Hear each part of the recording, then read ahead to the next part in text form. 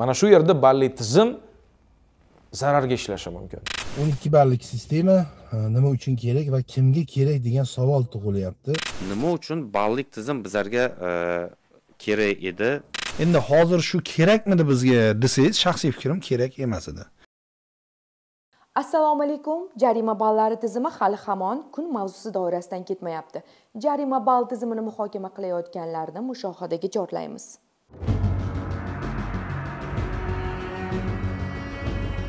Siz tasvirlarda ko'rib turgan ushbu onaizorning farzandi avtohalokat qurboni bo'lgan. Xalqim ko'ringlar, iltimos. Onaizorga qarang. 2024-yilning 15-aprel kuni soat 12:40larda Jizzax viloyati G'allorol tumani Oqtom mahalla fuqarolar yig'ini hududidan o'tgan 4R41 avtomobil yo'lining 4-kilometrida 26 yoshli haydovchi o'ziga tegishli bo'lgan Lacetti rusumli avtomobilni tezlik me'yorlariga amal qilmasdan boshqarib, rul boshqaruvini yo'qotib, o'ziga nisbatan qarama-qarshi yo'nalishda maktab tomon harakatlanib ketayotgan voyaga yetmagan maktab o'quvchilarini urib yuborgan. Yomg'ir yog'ayotganda pastdan kelayotgandim. Shu yo'l bilan boshqaruvda yo'qotdim. Mayin asfaltga chiqqandan keyin, suvga chiqqandan keyin mashinam orqasi o'ynab ketdi. Qo'rqqanimdan shu yo'l to'g'rilab, o'zimni to'g'rilayman degan holatda boshqaruv yo'qotdim. Suvdan chiqib ketdi. Suv ustiga chiqqandan keyin boshqaruv yo'qotdim va tezligim 100 tezlikda kelayotgandim. Shu holatda bolalarni urib ketdim. Tahlillarga ko'ra, haydovchi 4 oy davomida 10 marotaba tezlik me'yorlarini buzgan va uning oxirgi tezligi voyaga yetmagan bolalarning o'limiga sababchi bo'ldi. Yo'lni chekkasidan yurib ketayotdi. Keyin ikkita polosali yo'l, ikkinchi polosidan tez 160 mi 200 mi tezlikda kelyapti. Yo'lda boshqa mashina yo'q. Dugonam bilan qarab turibmiz. Birdan tormoz berib keldi-da, shunday urib yubordi. Oyoq kiyimlari otilib yotibdi. Yo'lda narxi betidan 1 minut o'tmadi. O'tib oldiga borsak, o'zi joni uzilgan. Bitta ukam qo'limda uzildi joni. Gavdalari 5-sinf bo'lishiga qaramasdan kelishgan bola edi.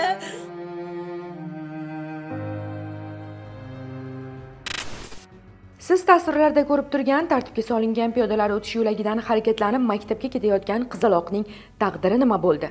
2024-yil 11-noyabr kuni soat 13:10larda Andijon viloyati Asaka tumani Yuqori Bo'z mahalla fuqarolar yig'ini hududidan o'tgan 4R112 avtomobil yo'lining 171-kilometrida 2000-yilda tug'ilgan haydovchi o'ziga tegishli bo'lgan Damas rusumli transport vositasida tezlik me'yorlariga amal qilmasdan svetoforning qizil chirog'ida harakatlanib, tartibga solingan piyodalar o'tish joyidan yashil chiroqda yo'lni kesib o'tayotgan 2015-yilda tug'ilgan qizaloqni urib yuborib, yo'l transport hodisasi sodir qilgan. Natijada piyoda ko'rsatilgan tibbiy muolajalarga qaramasdan shifoxonada vafot etgan. Ko'z oldimdan ketmayapti. Umuman ko'z oldimdan ketmayapti. Hozirda yonimda turibdi.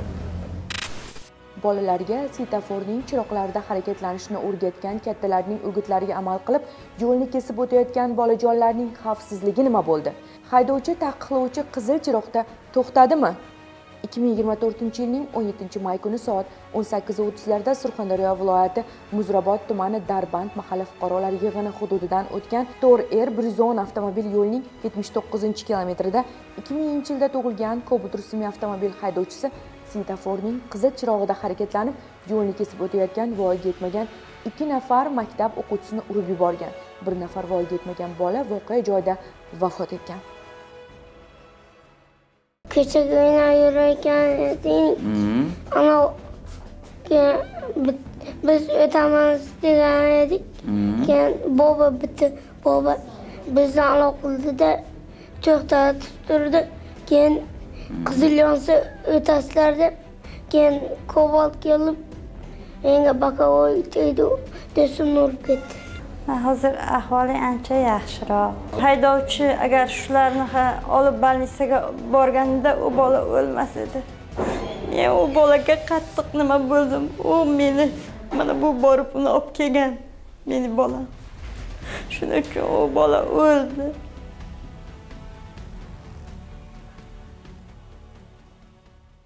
Uni to'g'ri o'tyapti, bolalar to'g'rimi? Ayb menda, urganim aniq, ayb menda. Urishgacha bo'lgan ham aybingiz bor-ku, to'g'rimi? Vaqt orqaga qaytarishda iloji yo'q, lekin iloji bo'lganda baribir qilgan ishim bir şey yo'qmi?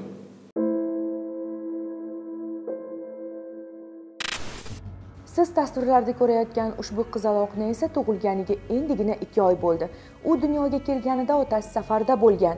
Ne umidlar bilan farzandi oldiga oshiqqan otaga esa dilbandini ko'rib, uni mitti qo'lchalaridan ushlab erkalash, iforlardan hidlash nasib etmadi. Voy shu bolasini bag'riga bosmay ketdi meni bolam. Joriy yilning 29-oktyabr kuni sodir bo'lgan ayanchli avtohalokat 3 oilaga og'ir musibat keltirdi. Marhumlarning 2 nafari aka-ukalar edi.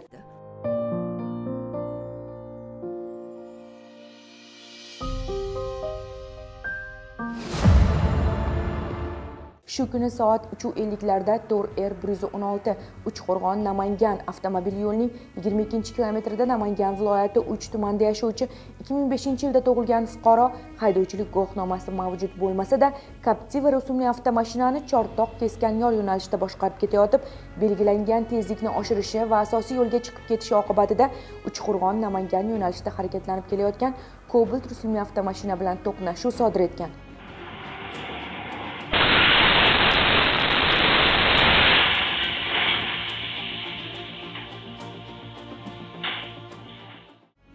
Hodisa natijasida Cobalt avtomashinasida bo'lgan 2 nafar yo'lovchi voqea joyida, 1 nafar esa shifoxonada vafot etishgan.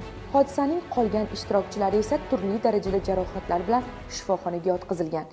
2 o'g'lidan bir kunda judo bo'lgan Abduvahhab aka va ularning rafiqalari farzandlaridan qolgan 5 nafar nabiralariga otalarining vafoti haqida xabarni ayta olmay, kunlari azobda o'tmoqda. Bolajonlar esa tinmay otam qachon keladi degan savolni berishdan to'xtashmayapti.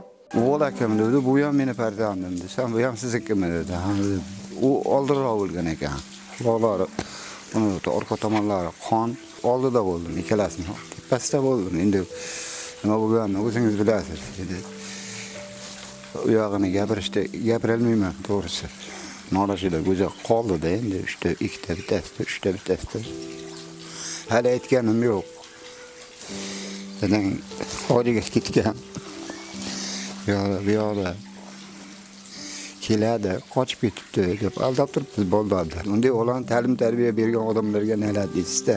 Yosh bolalarga mashina berish hobbi bo'lib qoldi, odamlarga oldiga o'tkazib olib quvonish, yurish.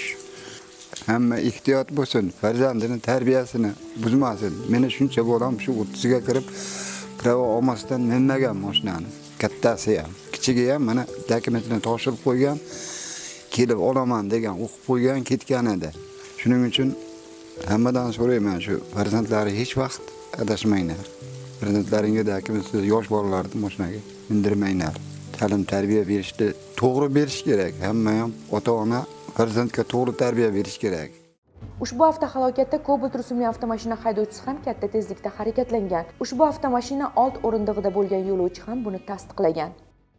Cobalt shopirga obязательно aytdim men, sekin yur, to'xta, men tushaman. Bunaqa tez yura olmayman men. Ko'nglim ham ayniydi. Uka uzoqdan kelyapman. Sekin yur. Mashinang sakrab ketdi. Oldi buferi yerga tegdi, yo'qolsam o'ynab ketardik, hazil yo'q. Orqamdagi bola ham aka tez yurgani qo'rqaman deb, ham o'sha o'lib ketgan orqamdagi. To'xtat mashinani dedim-da. Mashinani to'xtat, men tushaman dedim, bo'ldi. Bilmayman nima bo'lgan. Men qarasam meni odamlar tushiryapti. Balki ota-onalar hali haydovchilik guvohnomasi olmagan farzandlariga rul boshqaruvini bermaganda edi, bugun farzandi qilmishdan boshi yerga qadalib vijdon azobida o'tirmagan bo'lardi. Mana shu farzandiga hali o'qib nimaga ega bo'lmagan, hujjati yo'q farzandiga 7 kunda shu mashinani tutqizib qo'yib, iltimos farzandingizni bunaqa bermang. Agar siz farzandingizga shu mashinani kalitini 7 kunda berib qo'ymasangiz, boshqa qilmasangiz, anchagina falokatdan oldin olgan bo'lardingiz. Qanchadan qancha oilalarni, otasini, akasini yoki bo'lmasa buvasini hayotini saqlab qolingan bo'lardi va ana shu rolga o'tirgan farzandini o'zini ham hayotini saqlab qolgan bo'ladi. O'sha kuni uydan so'roqsiz 11larda uydan chiqib ketdim, avtomashina minib. Keyin Oshnalarımni olib, o'sha diskotekaga chiqdik. Chortoqda Simsimdagi diskotekaga chiqib, keyin edi shu 3:30-da qaytdik. Qaytayotganimda tezligim yuqori edi. Svetoforni ko'rmay qoldim. O'zi svetofor o'sha 10 metr, 15 metr qolganini ko'rdim. Keyin o'zi chorrahdan chiqib turib, nerga yo'lga o'tib, qaytib kelib keyin ketaman deb o'yladim. O'zi yo'lga chiqqanimda o'sha Cobalt bilan to'qnashib ketdim. Xulosa endi o'sha hujjatsiz, tajribasiz boshdan bilmayman. Bunaqa tezlikni aholi bor joylarda belgilangan tezlikdan oshirmaslikka va'da beraman. Bilmadim, xato qilib qo'ydim. Bunaqa bo'lishini bilmagandim. Uzr so'rayman, ming kechirishingizni so'rayman. Tahlillarga ko'ra, yuqoridagi barcha sodir etilgan yo'l transport hodisalariga sababchi bo'lgan avtomashinalarda bir nechta aynan tezlikni oshirish bilan bog'liq qoidabuzarlik sodir etilgan. Balki siz tasvirlarda ko'rib turgan ushbu avtomashinalarni avvalgi holatiga keltirishning imkoni bordir, lekin alamli ko'z yosh to'kayotgan onaizorlarning farzandlarini qaytarishning imkoni yo'q. Qaniydi hodisalar sodir etilgunga qadar tezliksevar haydovchilar ham qoidalarga amal qilishgan edi. Balki halok bo'lgan yo'lovchilar, yo'lni kesib o'tayotgan bolajonlar manziliga sog'-omon yetib olishgan bo'larmidi? Meni bolalarim yo'q.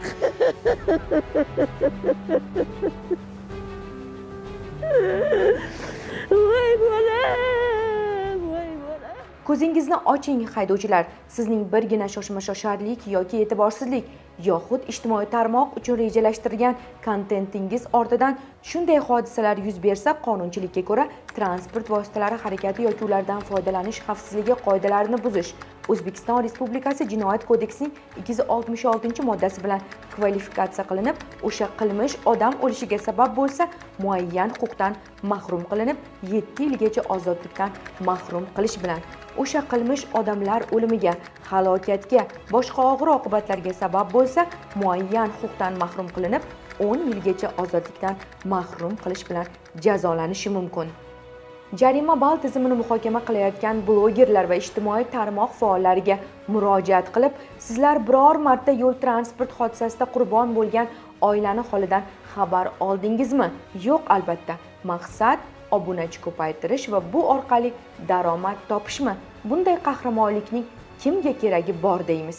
Bolalarning yetim qolishi, ota-onalarning faryodiga sabab bo'lgan avtohalokatlar, jarima ballari ta'siri ostiga tushuvchi 12 turdagi qoidabuzarliklar, jumladan haydovchilarning svetoforning taqiqlovchi signaliga bo'ysunmasligi, belgilangan harakat tezligini oshirish, avariya holatini yuzaga keltirish, yo'lning qarama-qarshi harakatlanish uchun mo'ljallangan tomoniga chiqish, quvib o'tish qoidalarini buzish, transport vositalaridan foydalanish qoidalarini buzish, davlat raqam belgisini o'zboshimchalik bilan yechib olish, ko'zgusimon va tusi o'zgartirilgan, qoraytirilgan oynali transport vositalaridan foydalanish, tovush chiqaruvchi, yorituvchi va boshqa qurilmalardan foydalanish, odam tashish qoidalarini buzish, guruh bo'lib harakatlanish, to'xtash yoki to'xtab turish qoidalarini buzish va yo'l transport hodisalari yuz bergan joydan ketib qolish sababli kelib chiqayotganligi tasvirlardan ma'lum. Oqibatda esa begunoh insonlar halok bo'lishmoqda. Yana shunday og'ir oqibatli hodisalarni oldini olish, yo'l qotillarini jazolashning eng adolatli yechimi jarima ballari ekanligini unutmang. Yo'l harakati xavfsizligi xizmati hududiy boshqarmalari xodimlari tomonidan maktab, mahalla, tashkilot va muassasalar, ko'chalar, bozorlarda doimiy ravishda targ'ibotlar o'tkazib kelinadi. Qoidabuzarliklarning ayanchli oqibatlari oshkora ko'rsatiladi. Ommaviy axborot vositalari orqali tinimsiz ogohlantirishlar berilishiga qaramay, bu kabi hodisalarning va ular ortidan insonlarning bevaqt o'limi kamaymayotgani juda ham og'riqli.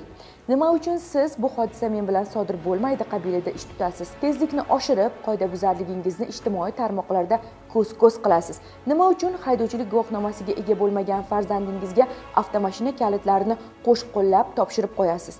Svetoforning qizil chirog'iga to'xtamaysiz, sabr qilmaysiz. Nima uchun qoidalarni pisand qilgingiz kelmaydi? Maqsadingiz bolalarni otasiz, otalarni bolasiz qoldirishmidiki, qoidalarni pisand qilmaysiz. Siz sababli halok bo'lganlarning farzandlari, ota-onalari ko'ziga qaray olasizmi? Bu vijdon azobi bilan bir umr yashay olasizmi? Yashay olmaysiz albatta. Unda nega xulosa qilmaysiz? Nima uchun o'zingizni ham, o'zgalarni ham hayotini xavf ostiga qo'yasiz? Shu o'rinda piyodalarga ham achchiq gapimiz bor. Sizlar shoshasiz, belgilangan joydan harakatlanmaysiz. Oqibatda esa yoki o'zingiz qurbon bo'lasiz, yoki boshqalar jabr ko'radi. Nahot jarima ballari sizning hayotingizni asrash uchun ishlab chiqilganini tushunib yetmaysiz. Unutmang, umr bozorda sotiladigan buyum emas. U insonga bir marotaba beriladigan bebaho ne'matdir. Xulosa qiling.